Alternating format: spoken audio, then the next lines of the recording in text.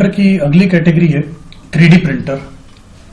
3D here stands for 3 dimensional printer. आमतौर पे जो हम यूजुअली प्रिंटर इस्तेमाल में लेते हैं वो पेज पर प्रिंट देता है, जिसे हम आमतौर पे हार्ड कॉपी के नाम से जानते हैं। लेकिन कुछ प्रिंटर्स ऐसे भी हैं जो खिलौने के आकार की तरह आप समझ लें। 3D प्रिंटिंग का मतलब यूं समझ लीजिए कि जो आकार को, शेप्स को काट करके प्रिंट करने में कैपेबल हो। जिस तरह मार्केट में हम कई तरह के खिलौने देखते हैं, तो उस तरह के खिलौनों के आकार में कटिंग करना, या खिलौनों के अलावा कई तरह के शेप्स को काटना, जैसे बॉल हुआ या स्क्वायर बॉक्सेस हुए, रेक्टेंगुलर बॉक्सेस हुए, क्यूब्स हुए। कुल मिला के अभी तक जो यूजुअली हम लोग प्रिंटर के बारे में जानते हैं, तो हम ये जानते हैं कि प्रिंटर के थ्रू हम पेपर में प्रिंटिंग कर सकते हैं। लेकिन 3D प्रिंटर के थ्रू पेपर पर प्रिंट करने के बजाय शेप्स के आकारों को काट करके प्रिंट किया जाता है। आपने कई बार देखा होगा अलग अलग मटेरियल के 3D मॉडल होते हैं जो टेबल वगैरह पे या शोपीस के तौर पे रखे रहते हैं। तो उस तरह के मॉडल्स को डिजाइन करके कटिंग करने तक का काम इस तरह के 3D प्रिंटर करते हैं। कई बार मनुष्य के शरीर में आर्टिफिशियल पार्ट्स लगाए जाते हैं, जैसे कई बार किसी व्यक्ति को हाथ लगाया जाता है आर्टिफिशियल, या आर्टिफिशियल पाँव लगाए जाते हैं, या आर्टिफिशियल अलग अलग तरह के जो भी पार्ट्स लगाए जाते हैं। तो उन पार्ट्स को कटिंग करते हुए क्रिएट करना, ये सारा काम 3D प्रिंटर के थ्रू होता है। 3D प्रिंटर अभी डेवलपिंग मोड में है। डेवलपिंग मोड का मतलब इसका इस्तेमाल हो रहा है और इसकी टेक्नोलॉजी पर अभी और बहुत सारा काम किया जा रहा है। डेवलपिंग मोड पे होने के कारण इसमें अभी बहुत चीजें हैं जो गतिशील है, डेवलपमेंट के मोड में चल रही हैं, और धीरे धीरे लेकिन इसकी धीरे धीरे इसका एग्जीक्यूशन कैपेसिटी बढ़ रही है। धीरे धीरे इसका जो डिप्लॉयमेंट है वो भी बढ़ता जा रहा है। यहाँ जैसे कि लिखा है, ऑटो उद्योग से जुड़ी बड़ी कंपनियां नई कारें बनाने से पहले 3D प्रिंटर की मदद से देखती हैं कि गाड़ी दिखेंगी कैसी। मतलब जैसा मैंने आपको थोड़ी देर पहले बताया था कि मॉडल्स जो कई तरह के खिलौने टाइप के रहते हैं, इस तरह के खिलौने या मॉडल्स को, उन मॉडल्स की फिजिकल कटिंग करके प्रेजेंटेशन करना, प्रेजेंटेशन देना, ये इस तरह के 3D प्रिंटर का काम है। तो ये चीज यहाँ बताई गई है कि ऑटो कंपनीज जो कार को डिजाइन करती हैं, तो वाकई में अगर वो फिजिकल मॉडल उसका देखना चाहें कि वाकई में कार फिजिकली हमें कैसी दिखेगी, भौतिक रूप से हमें कैसी दिखाई देगी, तो 3D प्रिंटर के थ्रू वो उसके मॉडल की कटिंग करती हैं। आमतौर पे क्या होता है कि ये प्रिंटर प्लास्टिक यानी कि फाइबर के मॉडल्स क्रिएट करते हैं। इसे एक सॉलिड आइटम दे दिया जाता है और डिजाइन सिस्टम के थ्रू इंस्ट्रक्शन दे दिया जाता है किसी डिजाइन का, तो उस डिजाइन को वो दिए हुए पार्ट के हिसाब से कटिंग कर देता है। जैसे आपने देखा होगा कई मार्केट में कई स्टिकर्स बनाने वाली मशीन होती है। स्टिकर्स में क्या होता है, एक व्हाइट पेज उसको दे दिया जाता है और जो डिजाइन हम इंस्ट्रक्ट करते हैं उसके हिसाब से वो उस पेज पे कटिंग करना शुरू कर देता है।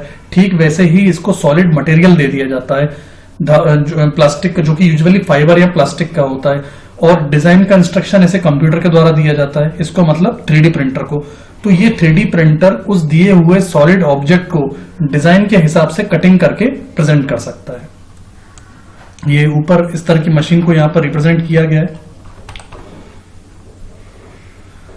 इसी मशीन में सॉलिड आइटम फीड अप किया जाता है और ऊपर जो ये नोडल मशीन है ये पुट अप होके नीचे आती है और उस पर कटिंग करने का काम करती है।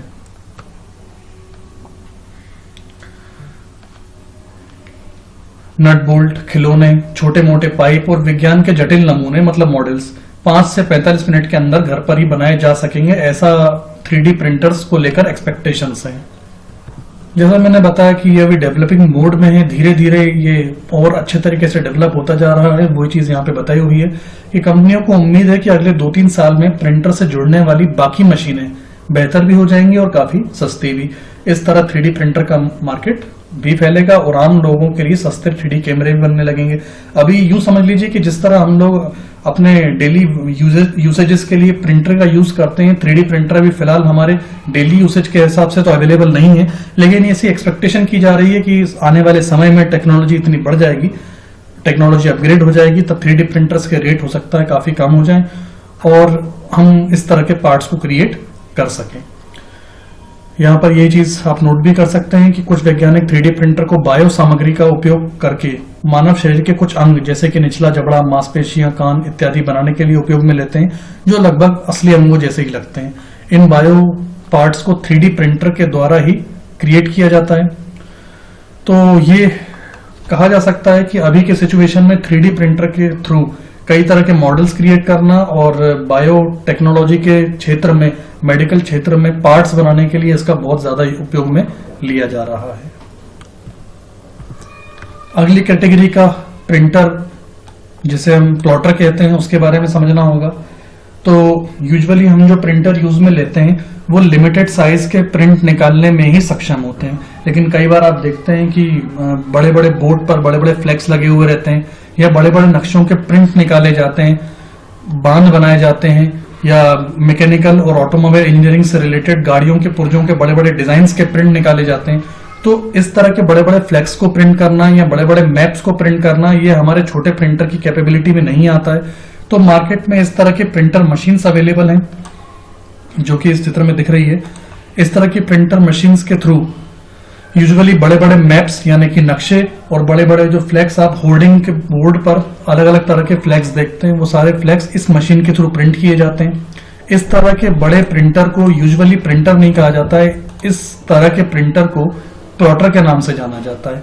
प्लॉटर की सहायता से बड़े बड़े साइज के नक्शे, डिजाइन्स वगैरह चीजों को प्रिंट किया जा सकता है और जैसा इसमें लिखा है कि इनसे रंगीन परिणाम भी प्राप्त किए जा सकते हैं। तो यूजुअली हम जो फ्लेक्स वगैरह देखते हैं, नक्शे देखते हैं, वो रंगीन ही होते हैं।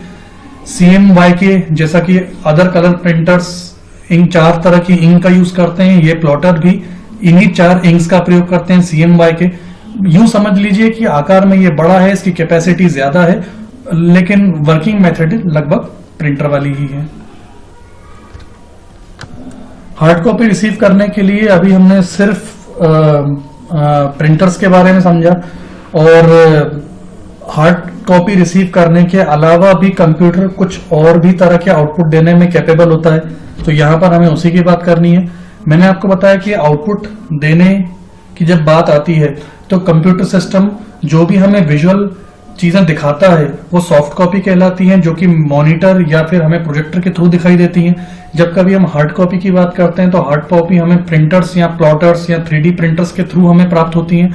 और यहाँ पर voice output, computer system output voice के फॉर्म में भी जनरेट करता है। तो जब वॉइस के फॉर्म में जनरेट करता है तो उसके लिए भी कुछ ना कुछ डिवाइसेस की जरूरत होती होगी। ऑब्वियसली हम लोग कंप्यूटर सिस्टम से आउटपुट जब वॉइस के रूप में रिसीव करते हैं तो यूजुअली हम लोग स्पीकर जैसी डिवाइस का यूज करते हैं। स्पीकर, तो स्पीकर के बारे में कहा जा सकता है कि स्पीकर एक तरह की आउटपुट डिवाइस है, क्योंकि उसी के माध्यम से कंप्यूटर सिस्टम के अंदर की वॉइस हमें बाहर प्राप्त होती है। तो स्पीकर यूं कहा जा सकता है कि वॉइस आउटपुट डिवाइस का एक प्रकार है। अब स्पीकर तक आउटपुट पहुंचाने के लिए एक हार्डवेयर डिवाइस की और जरूरत होती है जिसे यूजुअली कहा जाता है साउंड कार्ड। पुराने समय में ये साउंड कार्ड इस तरह की चिप के रूप में अवेलेबल होता था, इस तरह की प्लेट के रूप में अवेलेबल होता था, लेकिन अब के समय में ये मदरबोर्ड में इनबिल्ट ही कर दिया गया है। मतलब पुराने समय में यदि ऐसा होता था कि यदि आपको स्पीकर कनेक्ट करना है तो firstly you need to acquire this sound card. सबसे पहले आपको साउंड कार्ड अपने सिस्टम में लगाना होता था। साउंड कार्ड जब अपने सिस्टम के मदरबोर्ड में इस तरह की ये जो आप ये ग्रिप देख रहे हैं, इस ग्रिप को मदरबोर्ड पे पुटअप कर दिया जाता था और ये बाहर हमें इस तरह का इंटरफेस दिखाई देता था जिसमें हम अपने स्पीकर की पिन लगा देते थे। तो ये कुल मिला के साउंड कार्ड कहलाता था। साउंड कार्ड आज भी है सिस्टम में, लेकिन अभी के समय में, वर्तमान समय में ये कार्ड के फॉर्म में आना बंद हो गया है और सिस्टम के मदरबोर्ड में ही इनबिल्ट कर दिया गया है। ये चीज यहाँ पर ही बताई गई है। आज के आधुनिक पर्सनल कंप्यूटर का मुख्य बोर्ड जिसे मदरबोर्ड कहते हैं में साउंड कार्ड इनबिल्ट होता है। इनबिल्ट यानी पहले से ही होता है and currently there is no need to put an extra sound card in with the motherboard। और अभी के समय में ऐसी कोई आवश्यकता नहीं है कि आप अलग से साउंड कार्ड खरीद के लेके आएं और उसे लगाएं। फिलहाल क्योंकि थ्योरी में है तो हमें समझना यहाँ पे जरूरी है। यहाँ यूं समझ लीजिए कि कंप्यूटर सिस्टम के अंदरूनी वॉइस को बाहर भेजने के लिए जिस डिवाइस का हम यूजुअली प्रयोग करते हैं वो स्पीकर है, लेकिन स्पीकर तक डेटा कौन पहुंचाता है? स्पीकर तक डेटा पहुंचाता है साउंड कार्ड डिवाइस, जो जैसा मैंने बताया कि पहले कार्ड के रूप में अवेलेबल थी और अभी के अभी भी ये चीज है, लेकिन ये मदरबोर्ड में पहले से ही इनबिल्ट है। इन चित्रों में मैंने आपको बताया ये साउंड कार्ड है, और नीचे इस चित्र में आपको ये दिखाया गया है एक स्पीकर का एग्जाम्पल।